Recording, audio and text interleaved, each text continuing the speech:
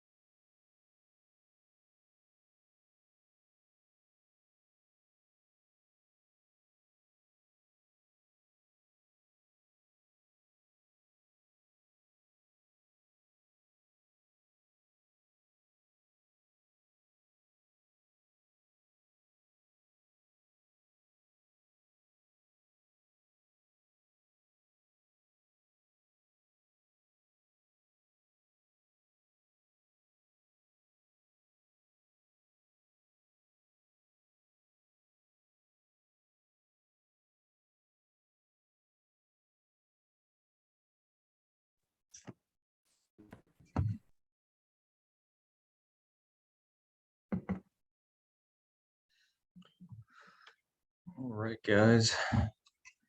How's everyone doing? Doing good. How are you? Good. Give everyone 5 minutes to start. So if you need to use the bathroom, get some water, go for it.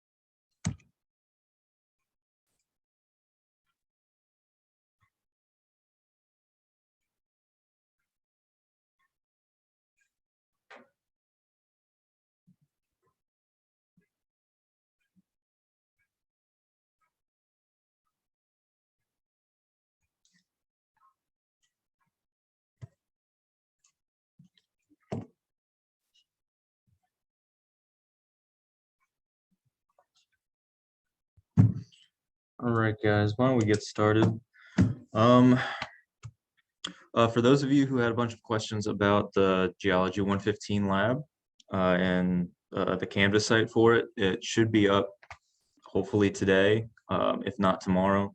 Any work that would have been done on Canvas that was due earlier this week, which I don't think there's any, but just in case, we'll double check that. We'll work around how that works, but it should be up shortly.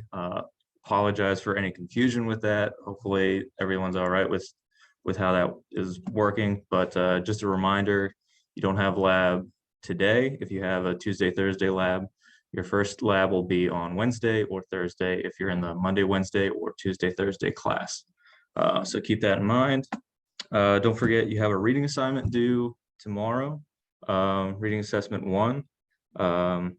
And all the other reading assessments are also open, so feel free to get to reading and flip through those and get those done as at your own pace. Just keep a lookout on the Canvas site for the due dates for each of those. Let's see, that's all I have for before lecture, so let's just get started. We're going to talk about earth materials first today, which is basically just building blocks of the planet that we live on. So as you all know, the building blocks of all matter are atoms. We're going to talk a little bit about atoms, and we're going to talk about how they make minerals and how minerals correspond to making rocks, and then rocks in larger sheets and groupings form formations that we see on the earth today. So that's kind of how we're going to break it up, and that's how we'll go about this. So I'm sure most of you have seen these diagrams before. Atoms are the smallest units of matter. They're made up of protons, neutrons, and electrons. We're going to start with talking about protons. Protons are these particles that have a positive charge, and they really define a lot of the mass of an atom, as well as a lot of the atomic number of the atom as well. So the number of protons corresponds with its atomic number in the periodic table. Most of you have seen this before. Would you guys be able to mute? Thank you, I really appreciate that. So the number of protons corresponds to its number on the atomic table. So if we are looking at oxygen, for example, oxygen is number 8. It has 8 protons. If we look at sulfur in the box over here, sulfur has 16 protons. So its atomic number is 16. And that's basically how the periodic table works. If none of you have ever seen this before, hopefully you have. Let's see. You guys can probably get this a lot. So, but yeah, the more protons something has, the heavier the element, which kind of makes sense if you think about it. Hydrogen with 1 proton, it's one of the lightest gases. It used to be used in zeppelins and airships to lift them up off the ground. It makes sense that it's very light. Iron, on the other hand, is a very dense, very heavy metal. So it makes sense that it's has a higher atomic number and it's heavier. Neutrons make up part of the atomic mass, but they have a neutral charge. So they don't influence the charge, but they influence the mass. Sorry. They're held together with protons, and they make a strong nuclear force. These form the nucleus, the proton and the neutron, with electrons in the cloud around it. So let's look at this atom in this image. We have 4 protons, 3 neutrons. What type of atom is this? Go ahead and just text it into the chat.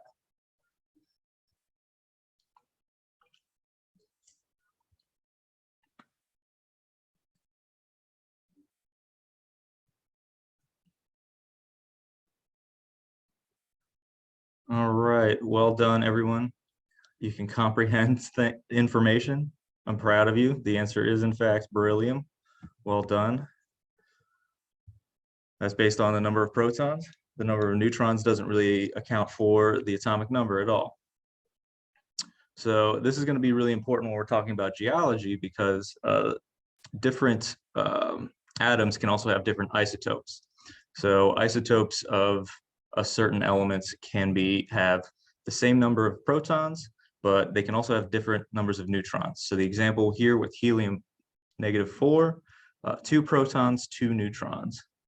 So we have +2 protons, neutral charge of the neutrons. And helium-3, we have 2 protons and 1 neutron. So they're going to end up having a very different atomic weight.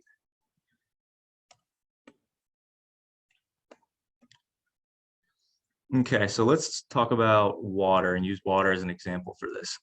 So we have different isotopes of oxygen that are contained in most of the water on Earth. So we have oxygen-16 and oxygen-18.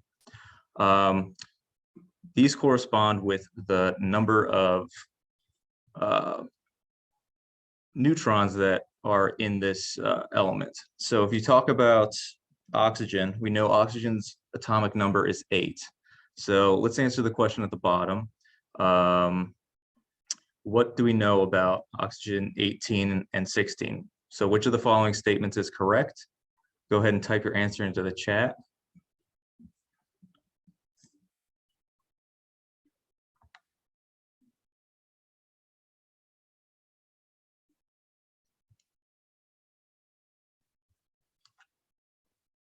Very good. Most of you seem to be getting it. They both have 8 protons. Now they both have a different number of neutrons. So if we have oxygen-16 and we know that we have 8 protons, we can assume that the difference of 16 minus 8, 8 neutrons. Same with oxygen-18, that has 10 neutrons. So electrons, you guys have seen these as well. They have a negative charge, and these are what end up binding atoms together to form molecules.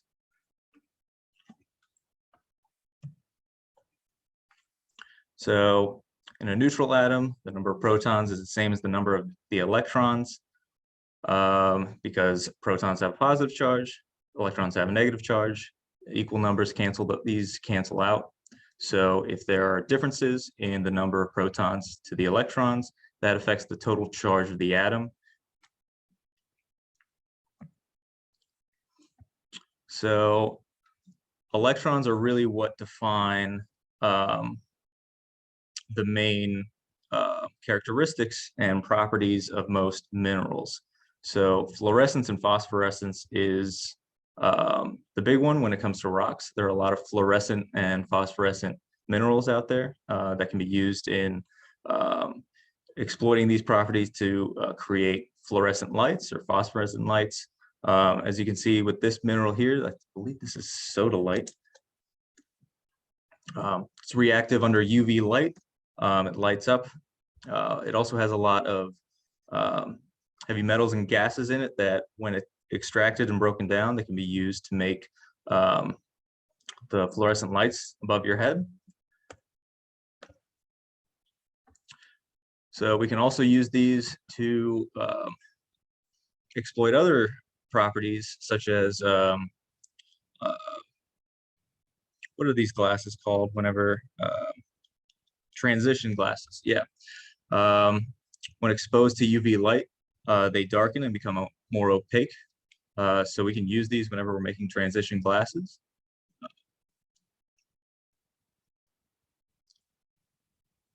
So as you can see, it gets a little darker until it returns to normal under light.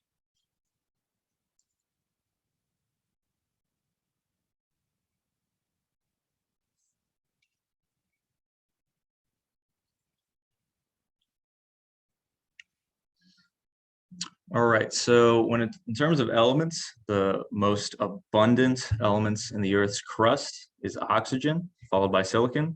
And this will become apparent when we start talking more about minerals and elements of the Earth, because a lot of the biggest mineral groups are made of silicon and oxygen. We also have aluminum, iron. Iron is very prevalent when you get deeper into the Earth. The core is made of nickel and iron. The outer core and the inner core are both made of nickel and iron. You also have calcium, sodium, potassium. Calcium you'll find in a lot of calcareous minerals, as you can imagine, like limestone. Potassium and magnesium you're going to find in feldspars, which are pretty common rocks on the Earth's surface. So obviously, when two atoms come together, two or more, they become a molecule. So on the right, we got a molecule of water, which is two hydrogens combined with an oxygen, as you can imagine. Compounds composed of several identical atomic or molecular species containing multiple elements. That's a compound. So salt, which is the common word for the mineral halite, which we'll talk about in this class probably frequently. So minerals are just when a bunch of molecules organize in a crystalline fashion. But in order for something to be classified as a mineral, it has to meet a number of criteria. So number one, it has to be solid. Always has to be solid. A question I get a lot is oil or natural gas a mineral because it forms due to geologic processes? No, they're not, because they're not solid. It has to be inorganic. Another reason why oil and gas isn't a mineral, because those are formed from organic compounds, mainly carbon. So it has to be inorganic, has to occur in nature. So technically, lab-grown diamonds are not minerals because they're not naturally occurring. They're made in the lab. They have to have a regular chemical composition, meaning that they always have the same chemical compounds that make up their crystalline lattice. And of course, the crystalline lattice itself has an orderly crystalline structure within the atoms that make up the mineral itself. So if we have this structure, let's see, 1, 2, 3, 4. Let's call this silicon tetrahedra, SiO4. So we'll have the silicon in the middle, and these are 4 oxygen atoms attached to it on the outside. So these will end up combining and end up building blocks on each other to form a lattice. Now, once we have that lattice, we can build on top of that to form more three-dimensional structures. So if you imagine, those blocks will build up even more, and that's how we get these large crystalline sheets, which will be really important in studying crystal structures, why things form in different shapes the way they do. So here's an example of how a mineral's composition can create different minerals itself. So calcite and aragonite are both have the same chemical compounds. They're CaCO3, calcium carbonate, but they form in different lattices and sheets, thus making different structures and different looking minerals and rocks.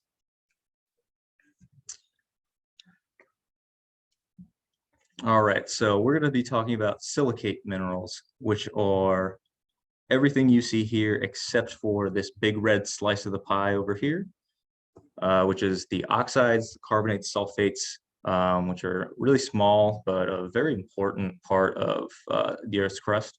But we're going to talk about the silicate minerals first.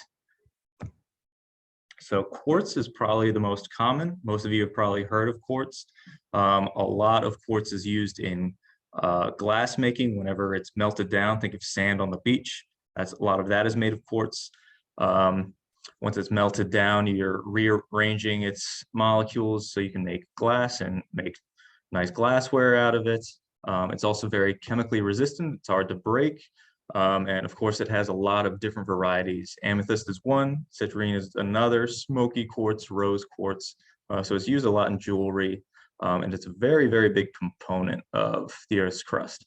12% of the Earth's crust is made of quartz, and a lot of the rocks composing large continents like ours on the North American plate, a lot of that is granite, which a big portion of that is quartz. So the other two are the feldspars, potassium feldspar and plagioclase feldspar. They're easy to tell apart, mainly because they're 2 different colors in this scenario. But for example, what colors are this dress? Is color a really a defining defining characteristic. The way we perceive color is a very different, we perceive color in different ways. So that's not the answer, but color isn't informative really at all in determining different minerals. So these are a bunch of different minerals that all contain garnet. Garnet is a very small, usually very small hexagonal mineral that's used in a lot of jewelry as well, and it's found in a lot of different rocks in nature. As you can see here, these are all very, very different looking minerals and rocks. All of them contain garnet. None of them look the same. None of them have the same color. So color doesn't really give us a lot of information when it comes to differentiating minerals and rocks. So let's talk about the crystalline structure and how we expect things to break. So let's imagine a car crashed into this wall. Where do you think the breaking points of the wall would be? So where would, go ahead, if anyone can speak up and let me know, what do you think this wall will break as if we hit it with a car?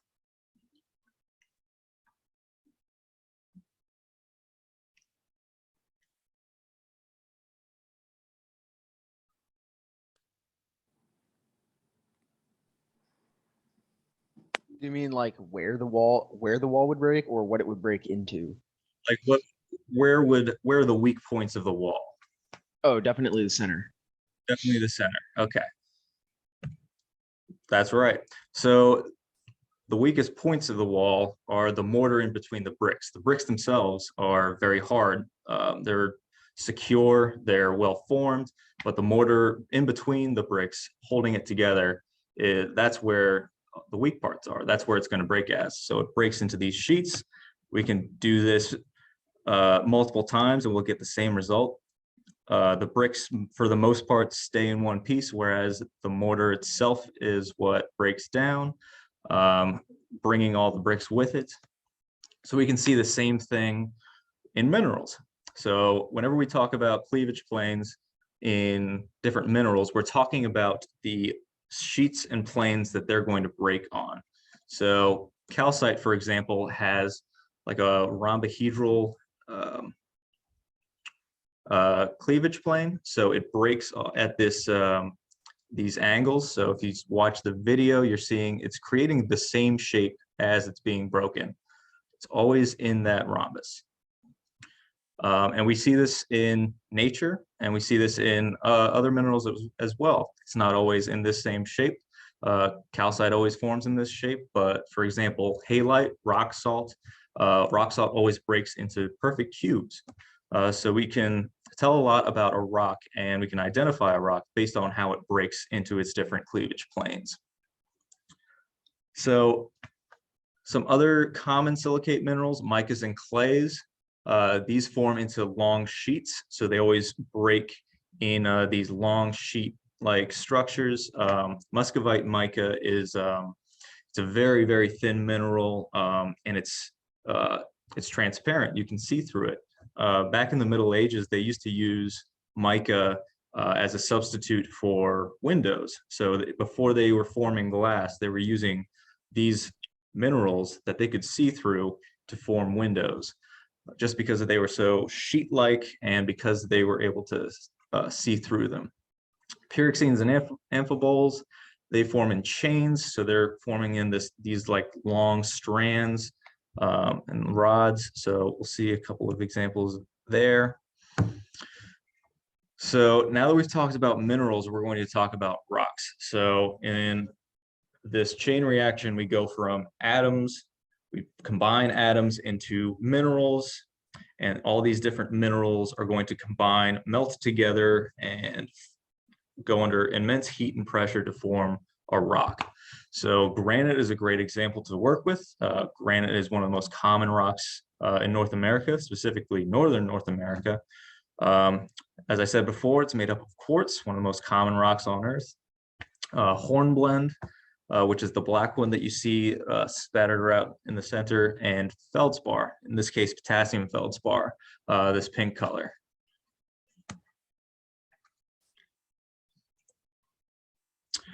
So We have three basic rock groups. I'm sure a lot of you have heard of these three basic rock groups. We're going to start with igneous. Igneous means that it's formed by crystallization of magma or lava, basically rocks that come from very hot places in the earth that are eventually cooled down. Crystallization is just a really fancy word for freezing something. It's not a fancy word, but it's a geologic word, just because it seems odd to say, oh, this lava is freezing. It's when the perception is, oh no, it's really hot. So we use the term crystallization just to differentiate. There are a couple of different subclasses: intrusive versus extrusive. Intrusive obviously means that these rocks form and cool inside of the earth, whereas extrusive means that the lava is brought forth and then it cools down on top of the earth. So let's talk about intrusive first. Intrusive rocks form whenever you have a large magma chamber below the Earth's surface. Because it's so far from the surface, because it's not exposed to the open air, it's going to be cooling a lot slowly. So whenever you cool slowly, that slow cooling preferentially forms certain minerals first. So granite forms, mostly in these large magma chambers, due to the fact that your quartz is going to form first because it has the highest melting point, then your plagioclase and your potassium feldspar. It enables those crystals to kind of separate out and then form the rock. Extrusive, think of the volcanic eruption, think of what comes out of it, the lava, the large chunks of molten rock that are going to be cooled incredibly rapidly.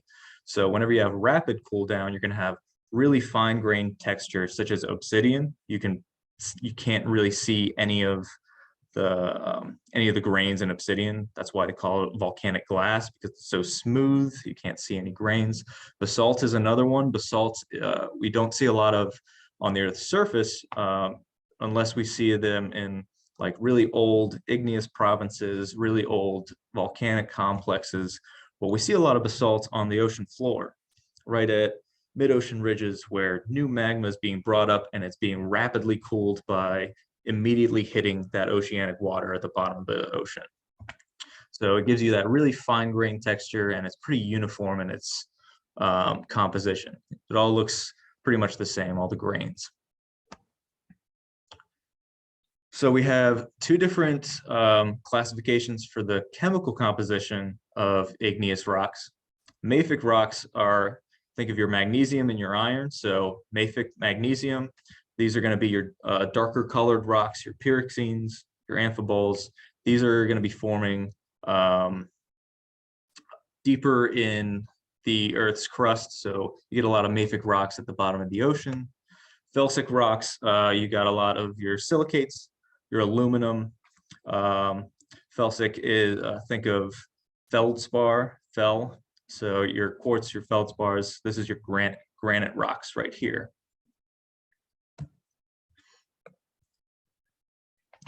So we have these two different rocks, and so we have gabbro and basalt. For mafic, let's start with mafic. Gabbro is intrusive, meaning it formed inside the earth. Basalt, we have that basalt coming up, that magma coming up from the bottom of the ocean, hitting the ocean water, cooling rapidly.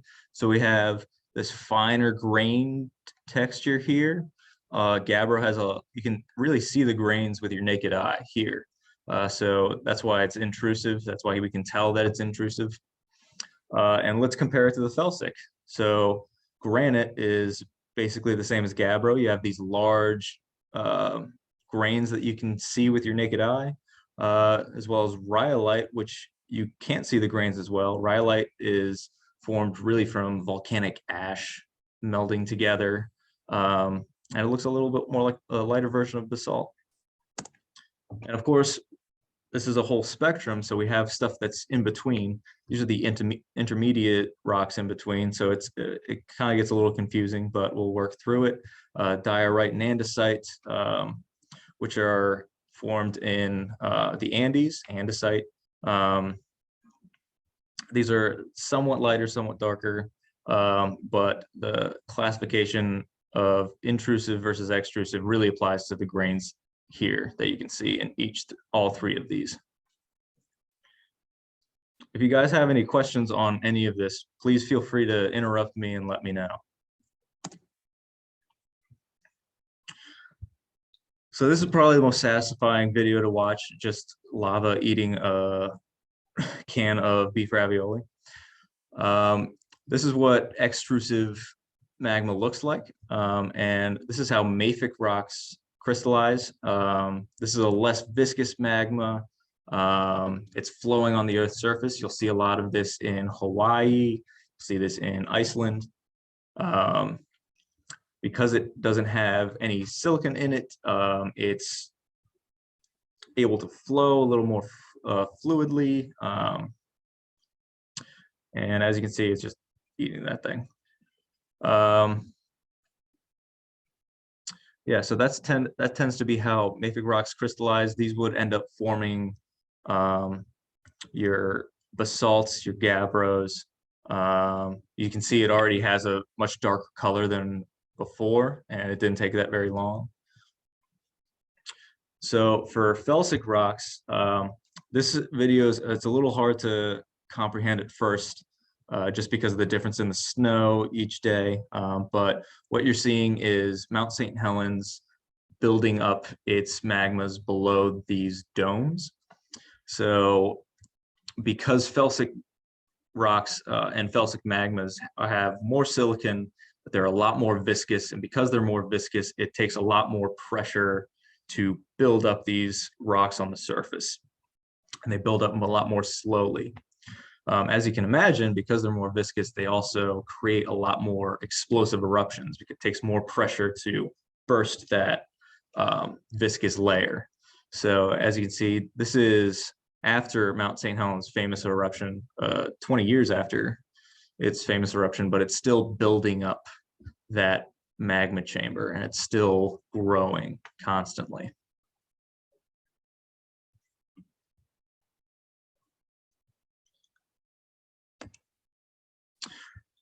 Now to our second main rock group, we're going to talk about sedimentary rocks, and these are formed from particles of pre-existing rock. Those rocks will weather and break down. The particles are then transported and then packed together, cemented, and they form a new rock. So here we have an example of, this is White Clay Creek. This is not very far from campus. This is a riverbed. Rivers are really great at transporting large classes of different rocks and smushing them together. That sandbar, that gravel bar that those three individuals are walking across, that could end up forming into the conglomerate that you see on your right. A conglomerate is basically just a hodgepodge of like different sized rocks that are just smushed together and kind of cemented together in this smaller grained matrix. So this is the main processes that form sedimentary rocks are obviously weathering. Weathering is the breakdown of the rock face itself. And then erosion. Erosion is the actual transportation of that weathered material from its original location just somewhere else. Could be a couple feet downstream, could be all the way to the ocean, could be anywhere, could be even wind blown. There are a lot of deposits in the Western United States that are formed from wind blown dust and sediment, which are really pretty cool. So to form the rock, the sediments have to undergo what's known as lithification. Lithification is where the sediment is hardened or lithified. Whenever we're talking about lithic, that's just a fancy word for stone. So it's the chemical, the physical alteration of the sediments to push them together into a solid rock. So all sedimentary rocks form in layers. This is a great outcrop in Santa Rosa Lake. Each of those layers is some homogeneous layer of the same type of sediments.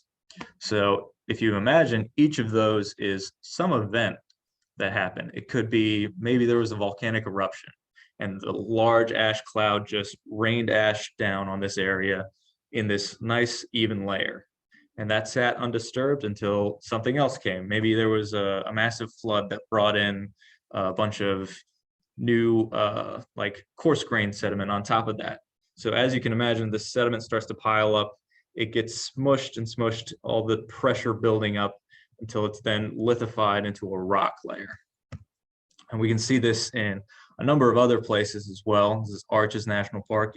The layers are a little harder to see here. Look at the more darker layers at the bottom right versus right at the bottom of the arch up top. And of course, you can't have a geology class without talking about the Grand Canyon. The Grand Canyon is chock full of sedimentary rock layers. If you start at the top of the Grand Canyon and you walk all the way down to the bottom, you're basically walking through 1 billion years of history, like 1 billion years of Earth's history. And you can see each of the layers corresponds to the other side of the canyon. So we can not only learn about Earth's history based on studying those rock layers, we can also learn about how long ago the Grand Canyon started to form, and different geomorphic processes that happened on top of the Earth's surface. So whenever we're classifying sedimentary rocks, we're really caring about the size of the grains and the size of the sediment. So conglomerates, we have these really big, large grains cemented in this smaller grain. We call it a matrix. It's basically, the matrix is basically just the glue that is holding all the big grains together. So a conglomerate is, it has poor sorting, meaning that all the grains are a lot of different sizes. It's very coarse, it has very large grains. If we look on the scale to the right, this is from 2 millimeters, which is probably no longer than your fingernail, to 256 millimeters, which is probably maybe a foot, a little less than a foot, a little more. It's tough to remember. Breccia over here on the right, breccia is the same as a conglomerate, but the grains are a lot more angular. That means they haven't been tumbled so much in like a river, for example. It hasn't been rounded out. So breccias tend to be a lot younger than conglomerates. Sandstones are more homogeneous in their grain sizes. So all of those grains in this rock here are pretty much the same size. They tend to form in a lot of layers. You get a lot of sandstones from coastal erosion and beach action and wave action. So if you eventually build your coastline out, they'll start to cement into a sandstone rock. So they're typically a little more finer grained than your conglomerates and your breccias. And then mudstone, these are the finest particles. This is when you take a cup of river water and it's all dirty. It's all that dirt and sediment that's in suspension, the really small stuff that you can't really feel with your fingers and can't really see with your naked eye. But that eventually falls out into these fine, thin laminated sheets. So shale, I'm sure a lot of you have seen shale before. It's this really thin, almost platey-like rock, and that's formed from mud. And shale is also pretty common rock around here as well. We also characterize them by their porosity and permeability. Porosity is how much space is in between the grains of a rock, and permeability is how connected those grains are. So if you imagine a piece of Swiss cheese, and if you imagine water flowing from the holes in the Swiss cheese through to the other side, that's permeability. How easy are those holes connected? How easy is it to flow into and out of those spaces? So some rocks have low permeability because of the angularness, kind of cuts and blocks all of the pore spaces. So it could have a good porosity, but low permeability, meaning nothing can really get through it. Some of it has very high porosity and very high permeability because water is able to flow right through it.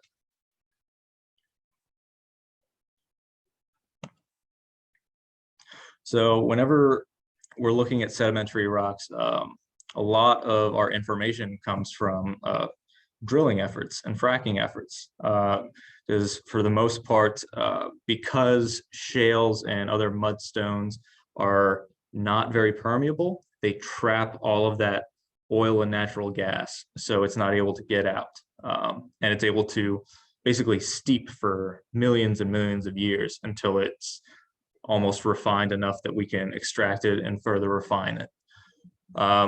So we talked about a little bit about this yesterday, but we'll talk a little bit about it again.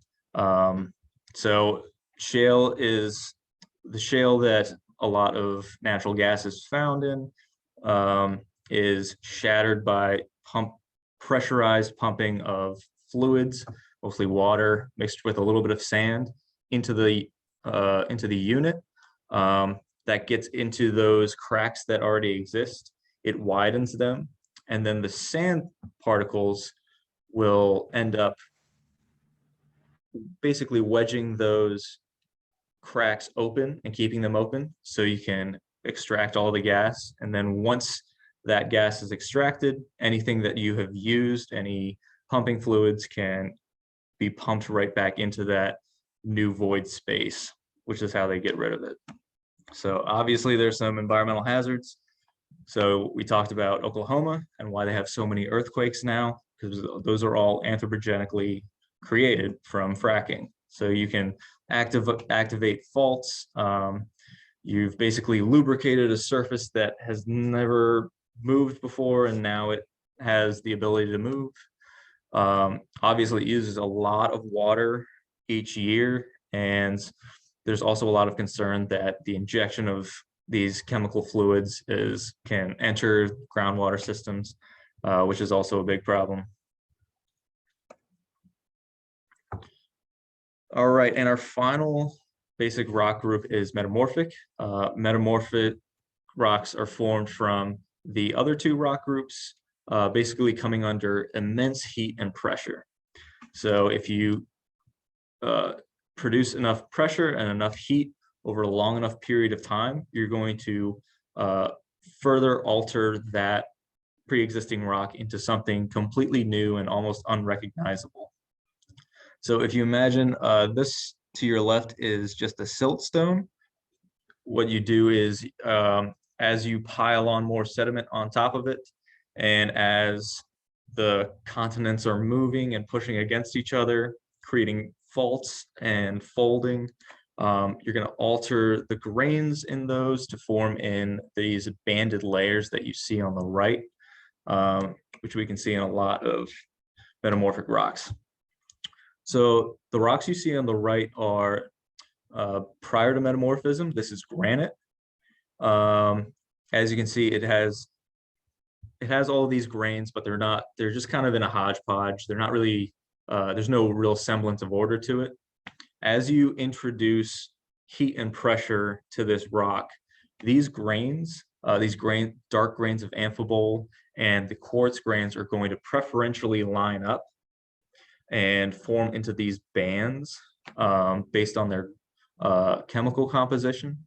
So as you can see, you get this banding formation. This is called gneiss, G-N-E-I-S-S, which is just metamorphosed granite. So based on the positioning and direction of these bands, we can tell a lot more about the rock, what direction it formed, what direction the pressure was. So it gives us a lot of useful information. So let's look at the example of slate. So slate is just a regular metamorphic rock. It's basically when you metamorphose shale, and as you increase it, you're somewhat melting it a little bit, and then you're bringing in new chemicals. So phyllite has a lot more chlorites, and then as you get down to schists, you're getting biotite and micas. And then once you get gneiss, you're getting this beautiful banding that you see. So increasing the temperature and increasing the pressure is going to chemically alter and change the rock itself. So these are some common, really common metamorphic rocks that you'll probably know. If we were in person, I would just point to the chalkboard. Slate is one of the most common metamorphic rocks in the world. The one way you can tell the difference between shale and slate is slate, if you flick it, it'll make this kind of ringing noise, and slate doesn't do that. Marble is a very popular metamorphic rock. It's used in a lot of building materials just because of how like pristine and beautiful it is. It has all these swirling colors from the other minerals in it. So it's also a pretty popular rock. And these three types of rocks make up the greater rock cycle. So just as you had the water cycle where you have evaporation, condensation, precipitation, and repeat, you have this same process with how rocks form. It just happens on a lot larger scales, and it takes a lot longer period of time to do this. So you have your magma that's brought up from the core of the earth. It breaks up through the crust and it cools rapidly. You get igneous rocks. Those igneous rocks could eventually break down and travel through wave action to the shores, and those as sediment, and those sediments could then get compacted along with other sediments coming from the mountains, compacted into sedimentary rocks. And then as you pile more and more stuff on those sedimentary rocks, and as you dive these oceanic plates down back into the earth, you're introducing heat and you're introducing new pressure. So you're creating more metamorphic rocks. And then as those metamorphic rocks are pulled down to the earth by that subducting plate, it melts down and you repeat the cycle again. So sedimentary and metamorphic can melt down again to form igneous rocks. Igneous rocks can weather and break down to form sedimentary rocks. And they can both be introduced to heat and pressure to create metamorphic rocks. That's all I have today. I'm going to stay on for a bit if anyone has any questions. I didn't expect to get through that quickly. But if anybody has any further questions, just please let me know. I'm going to have office hours today from 4 to 5. So if you guys have any questions, I'll send a Zoom link out and a Canvas announcement, so you guys will have access to that. So feel free to hit me up and ask me any questions that you have. Tomorrow, we're going to be talking about plate tectonics, which is the foundation of the entire study of geology. So it'll be useful to know whenever it comes to mapping out where stuff is, like geologic hazards, earthquakes, volcanoes. So that'll be a good session. So thanks, guys. And if you have any questions, feel free to stay on and ask. Thank you. Thank you. Have a good day. Thank you. Thank you. Thank you. Thank you. Thank you. How you doing, Professor? I have one question. Yeah, sure. Actually, questions. So earlier in today's lecture, talking about when we was looking at the table of elements. Yeah. So the number of protons is the atomic number. Yes. Okay. Yeah. So if you here, let me pull up a periodic table. Okay.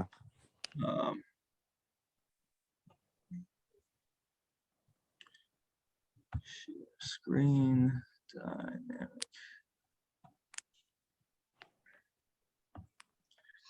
Okay, so let's look at nitrogen. So nitrogen has an atomic number of 7. Yeah. So nitrogen will always have 7 protons because that's its atomic number. But you can also have different types of nitrogen. So you can have like nitrogen 9, which is a common one, but like the isotope of an element is defined by the number of neutrons it has. So you have Okay. like, if you have nitrogen 12, that means it has 5 neutrons in it because it's always going to have 7 protons. So it's 12 minus 7. Exactly. Okay. Yeah, so the atomic number is just corresponding to the number of protons it has, no matter what it is. Okay. All right. Okay, thank you. I appreciate it. Yeah, no And problem. one more thing too. So I if classes go into in person next week, I wouldn't be able to be in class because I'm on quarantine right now. Okay. So how would that work? I am gonna, what I'll probably do is I'll just set up my laptop and I'll just do like a regular recording while I'm in the class. Okay. And then I'll upload that in addition to the lecture slides. Okay. Because I'm gonna, regardless, I'm going to upload the lecture slides after each lecture. But I think if people aren't able to come because of quarantine and stuff like that, just with the variant going around, I'll Yeah. upload the recording as well, which will hopefully be helpful. Okay. All right, great. Thank you. I appreciate it. My pleasure. Have a nice day. You too. That was my question that I had put in the chat, is whether you would be posting the lecture recordings, but you answered that. Yes, I saw that. Thank you for asking. Yeah, thanks. Have a good day. Thanks, you too. Professor, you said so with nitrogen, if the charge with the count, if it's positive charge Yes. or it's like +1, that means that there's one more proton. Yes. So whenever it comes to, so isotopes are defined by the ratio between protons and neutrons. The charge is defined by the ratio between protons and electrons. Protons have positive charge, electrons have a negative charge. So if you have more protons than electrons, that has a positive charge. Okay. And if it's changed, if there's like a shift inside of it, if it shows like +1, I just remember in chemistry, I would always get confused on it. That's why I'm at like trying to retort the question, making sure I get it right. So how would that change? How would that come into like effect if there was a question? So if the element was changed, it's not normal. If the element was changed. Yeah, like with the positive and negative force of protons and electrons. So the change in the charge of the atom defines how willing it is to bond with other atoms. So like the atom wants to have a neutral charge. It wants to have a neutral like reaction. So which isn't really we shouldn't be getting into too much chemistry with this course. But yeah, just keep in mind that if you add more electrons into the mix, you're going to have a negative charge versus having more protons in the mix. What I'll do is I'll get back to you on that if there's a better way of explaining this. Okay. Yeah. Yeah, I'll get back to you on that. All right. Hopefully Thank you very much, tomorrow. Professor. Thank you.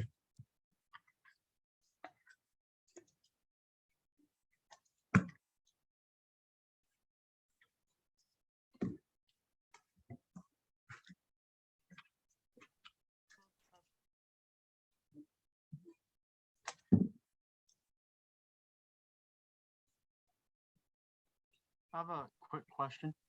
Yeah, sure. So on the reading assignment for this chapter 2, it's not really working for me. I can't see any of the questions. You can't see any of the questions? Yeah. Okay. let's see.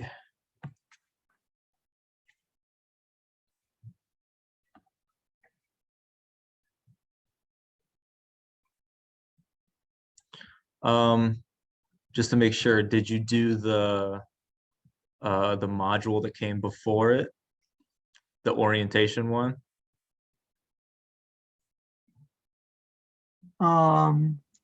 Is it the same as the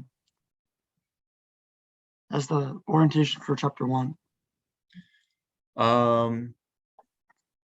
Yeah, it should be called Orientation to Geohazards, because I have a feeling if not all of the items are complete, then it won't let you complete the next module or start the next module. Okay. So just make sure you did that first. I was Let me able s- to do the reassignment for the first chapter though. Oh, you were? Okay. Yeah. Oh, for which reading assessment are you talking about? The second one. The second one. Okay. Yeah. Let me see.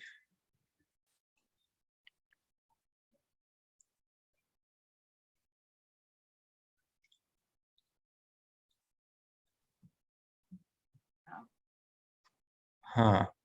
You are right. There are no questions here. I What is got a going 0 on? out of 25 on it. Oh man. Yeah, let me see. Maybe that just didn't import properly.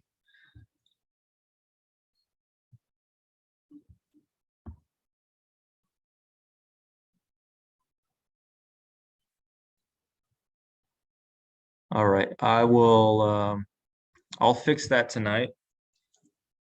And I'll send out an email saying when it's been fixed. So that's not due till the 7th.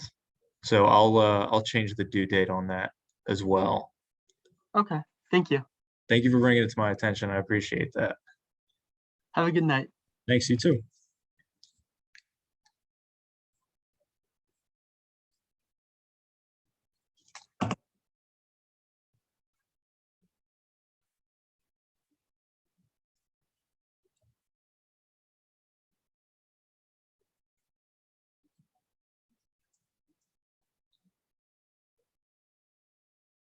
Claudia or Zach, can I help you guys with anything?